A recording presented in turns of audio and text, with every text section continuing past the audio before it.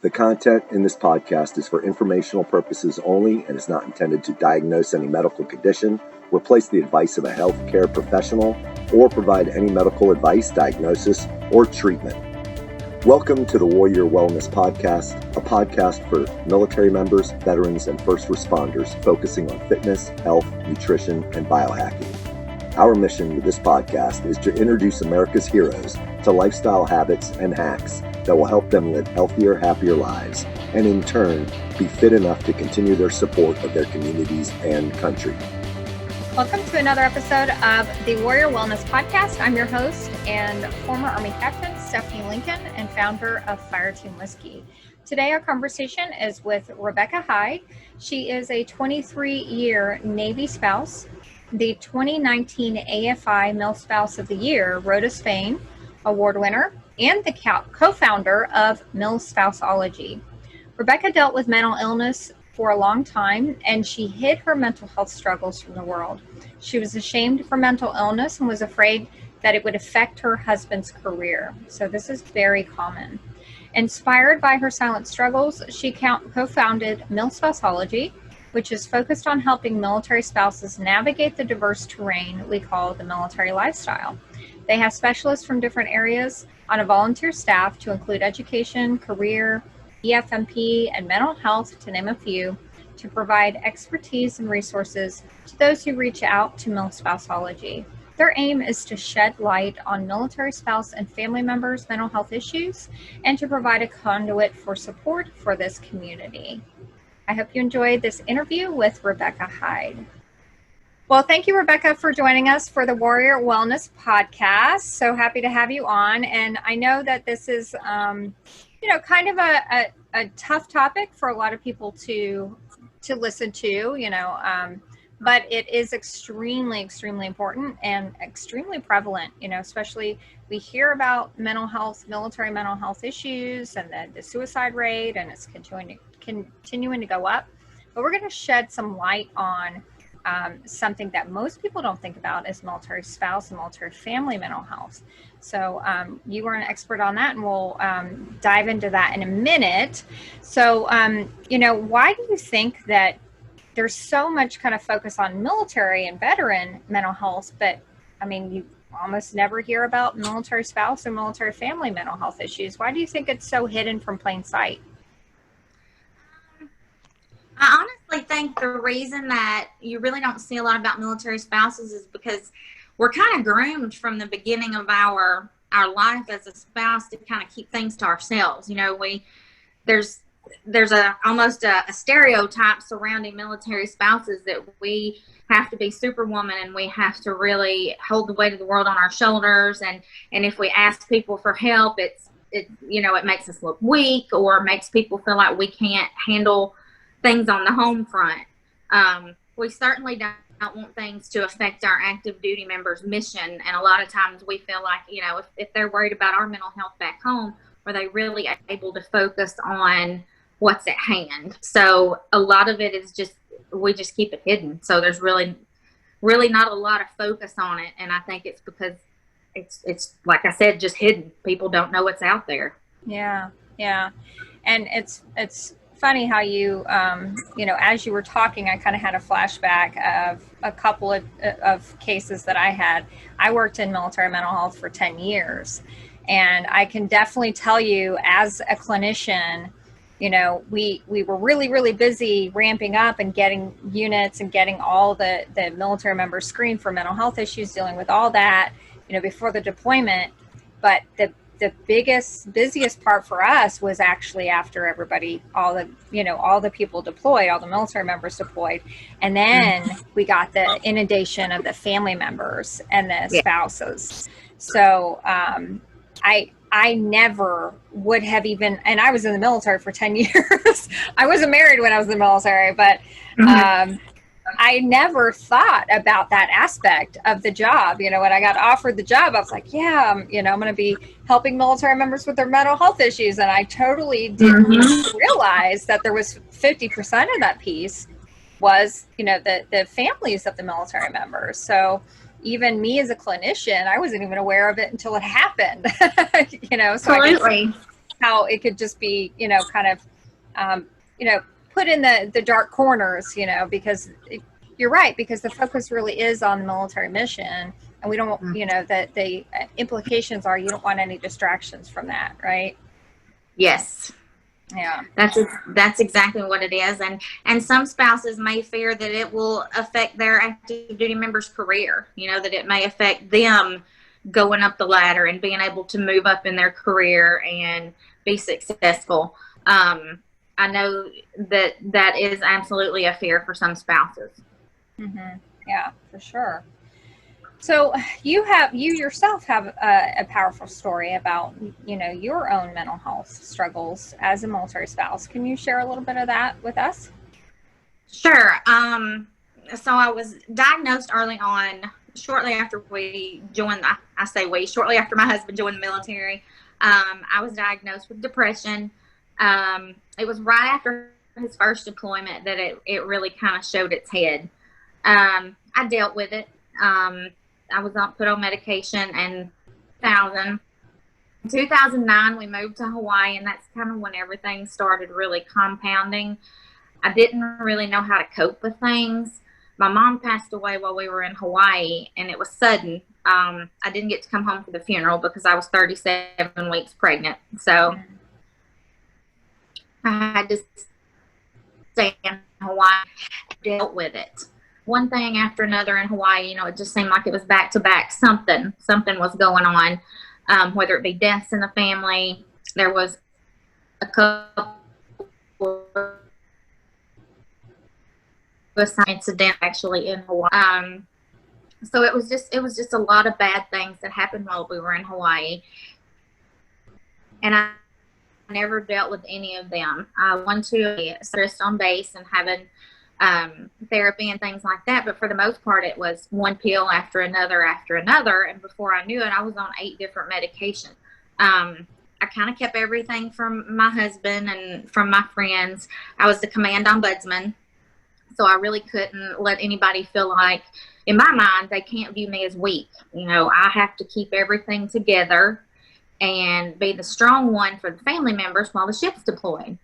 I never dealt with anything. So fast forward to 2014, we moved back to the mainland. We moved back to Tennessee, close to my home, and I had a mental break. 2014, middle of 2015 is when it really, really, really, it came to a head. I had a mental break. I went to the doctor. I told him, look, you know what? I think I'm losing my mind. I think I am psychotic.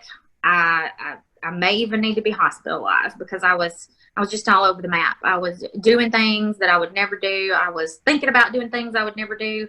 I'm terrified of heights. If you would have said, hey, Becca, let's go jump out of a plane, I would have said, okay, how soon? Let's go right now.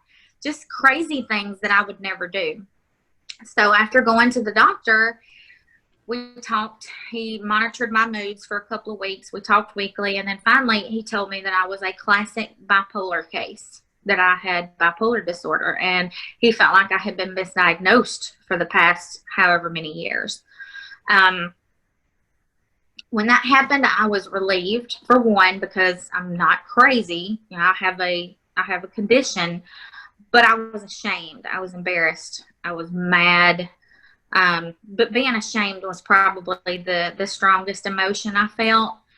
Why couldn't I handle what life had thrown at me when so many other people had such more, they had so much more trauma, so many more things going on, and they seem to be handling it well. What's wrong with me that I'm going to need medication for the rest of my life? That, I now have this label that's attached to me for the rest of my life.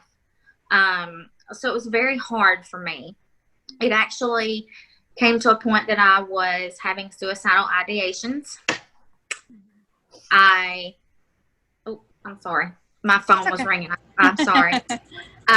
It came to a point that I was having suicidal ideations. I even had gotten to the point that I had a plan.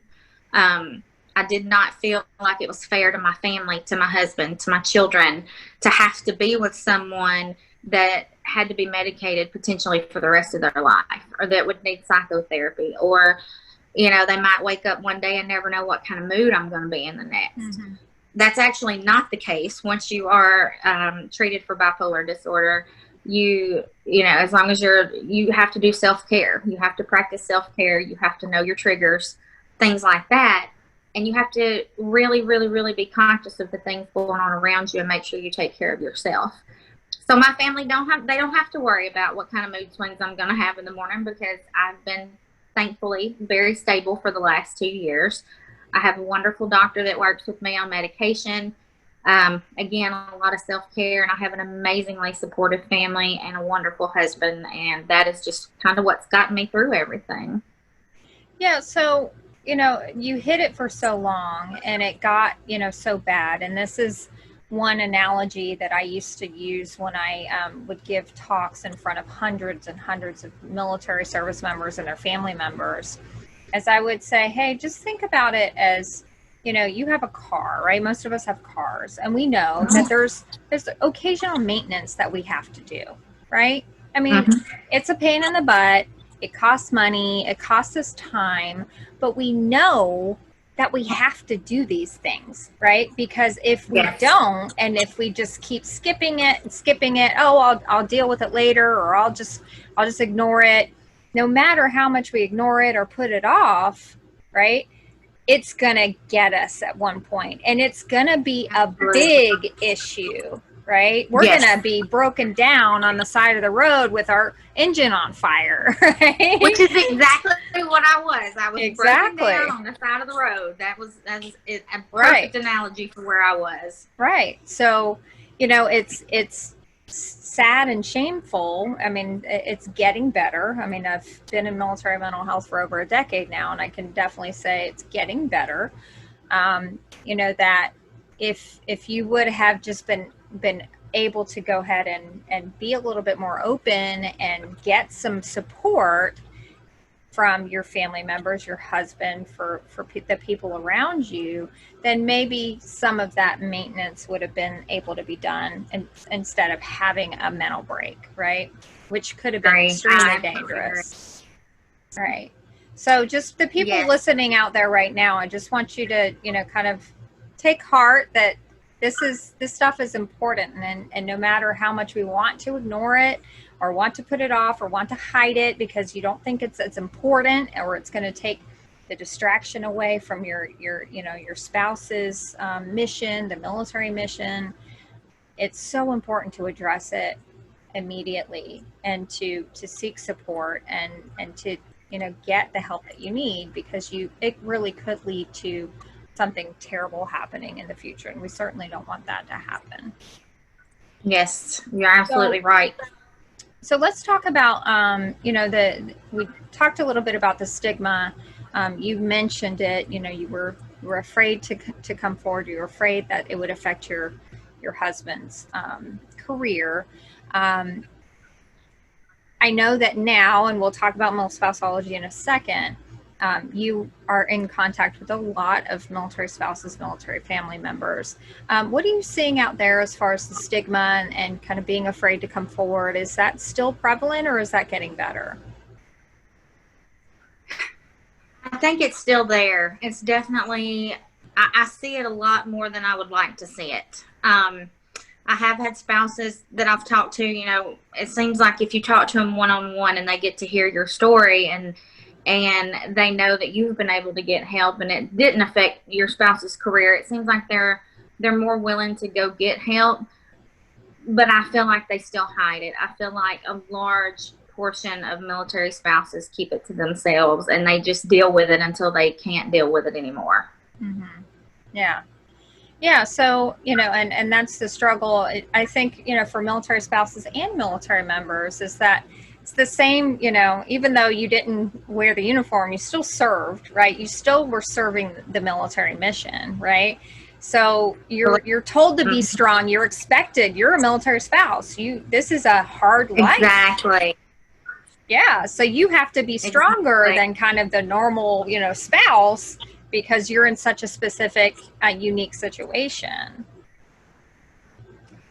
Yes, and I feel like kind of the outside looking in, I have tons of friends, civilian, active duty, veterans, you know, spouses. And I feel like for the outside looking in, we live the American dream. You know, some people think, oh, you know, you get to live on base, you don't have to pay for housing, you have free medical, and for those outsiders looking in, it looks so amazing. But military spouses have a completely different set of stressors than our counterparts. I mean, certainly we all have the same stress to a certain extent, you know, sick kids, PTA meetings, the car's broke, the washing machine, you know, leaking. And of course, you know, that's going to happen the minute your service member deploys. Everything's going to blow up in the house. Right.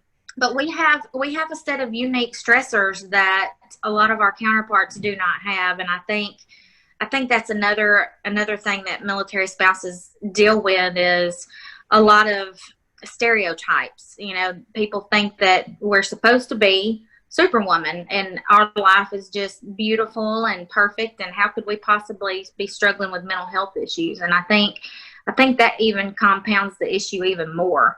It does. Yeah, I agree with that. Because it's almost like it's just a reflection of how we feel about the military, right? I mean, we feel like if you're a military person, if I see you in uniform and you're out there, I immediately stereotype you, right? I'm like, you're strong, you're disciplined, you're together, you're not emotional, you're mission oriented, you know, all those kinds of stereotypes, you know, that are translated to the military spouse, you know. Yeah. Absolutely. And I don't even think a lot of people realize it. It just kind of is. Yeah. And then, so as a result of your experiences, you co-founded the organization Milspouseology. Can you tell us about this organization? So Milspouseology is basically the science of being a military spouse. The life we live is very unique, and it's unique in one way, but also it's kind of uniform, so to speak. We all know we're going to PCS. We all have questions about that. We all have questions about the next duty station, about TRICARE, about the EFMP program. We all have the kind of similar questions. So Milspouseology basically is a map that helps people with that terrain. We have specialists on board that help with things such as vacationing on a budget, mental health resources, different things like that. We try to make it fun. We have the serious, we have the nutritional aspect. We have someone on board that's a certified nutrition to give us nutrition tips and help with things like that. Then we have the fun stuff like the travel agent to teach us how to go on vacations and save money military style. I even have someone on board that will help us use those curtains from last duty station and do something with it at this duty station. But the big thing about Milspouseology is the support network there. Mental health is a very big passion of mine. So there's a lot of support in that group. Lots of lift me ups and mental health checks. We do Mental Health Wednesday where we all just kind of do a buddy check. You know, we get on there and where's your head? Where's your body? Where's your soul? How are you doing? You know, check in, let us know how you're doing, you know, bad, good, indifferent, let us know. And it's kind of an accountability thing where we watch out for one another. And we know if you're not on here, then maybe something's wrong. Let's reach out. And a lot of spouses have been able to connect with spouses from a duty station that they're going to, or maybe one that is with them in that same duty station, but they don't know. Maybe they're there with nobody, but through Milspouseology and social media, they are able to connect with somebody so that they don't feel so alone. The great thing about Milspouseology is it's not branch, rank, or duty station related. You can join it no matter what branch you're in, no matter what rank. As long as you have a DOD card, you are welcome to join our community. And I think that helps a lot because people, they don't necessarily want the command to be involved with what's going on. And that's usually not the case, but a lot of times they don't want that. They don't want anything about their personal lives to get back to the command. There's that separation now that we see more than ever. And this kind of takes that out of the mix. We don't have to worry about that with Milspouseology. Yeah, that's a really good point. I hadn't thought about that. Because, you know, if the family readiness groups or whatever equivalent that is in each branch, you know, they're usually set up and established, but But again, of course, in any social group, there's going to be gossiping. There's going to be, the sharing of information. I have your clique. Yes, you've got your cliques. You've got your higher ranking, individuals, your lower ranking individuals. So there's a lot of kind of social dynamics going on. And yeah, I get that. And I love that, your group kind of provides an aside, the same kind of social support and resources and check-ins that, a family readiness group would provide, but outside of that social circle. So it makes it a safe space. Absolutely. And it removes, and while we're all military spouses, it removes the military aspect from it completely. We can still be ourselves. We can still discuss things that are Milspouse related, but we're ourselves. And that's another thing we really push in the group is find yourself, be your own person.